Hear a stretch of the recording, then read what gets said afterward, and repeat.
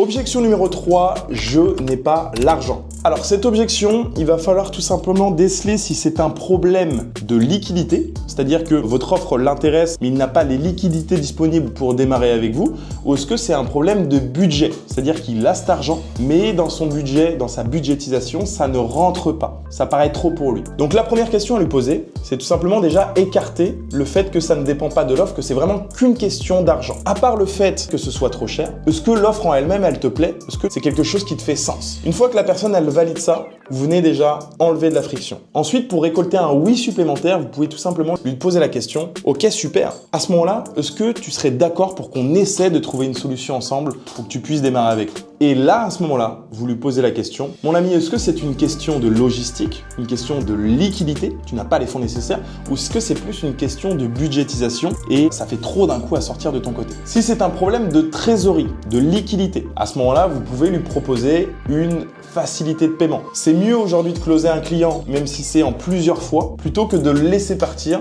et qui ira probablement chez un de vos concurrents. Si ce n'est toujours pas bon après une facilité de paiement, eh bien redirigez-le, informez-le sur les possibilités qu'il y a. Il y a par exemple des prêts qui peuvent être faits sur des banques en ligne comme Revolut, etc. assez facilement. Il y a des prêts bancaires, il y a des emprunts auprès des proches, etc. Bref, vous n'êtes pas là pour l'inciter, mais tout simplement l'informer sur les solutions qui lui permettraient potentiellement de démarrer. Si c'est un problème de budget, tout simplement lui faire comprendre que ce n'est pas une dépense, mais un investissement sur son business et lui faire comprendre le coût d'opportunité. Une personne, par exemple, qui veut se faire accompagner pour faire croître son chiffre d'affaires, elle fait 5 000 € par mois, par exemple, et elle veut en faire 10. Eh bien, lui faire comprendre qu'il y a un coût d'opportunité qu'elle ne voit pas, mais qui est bien présent. Car le fait de ne pas savoir faire 10 000 € par mois, eh bien, lui coûte 5 000 € tous les mois. Ce qu'on appelle le coût d'opportunité, et c'est un petit peu comme l'inflation, où on ne le voit pas directement, mais notre pouvoir d'achat baisse constamment. Et si c'est toujours pas possible, proposez également une facilité de paiement.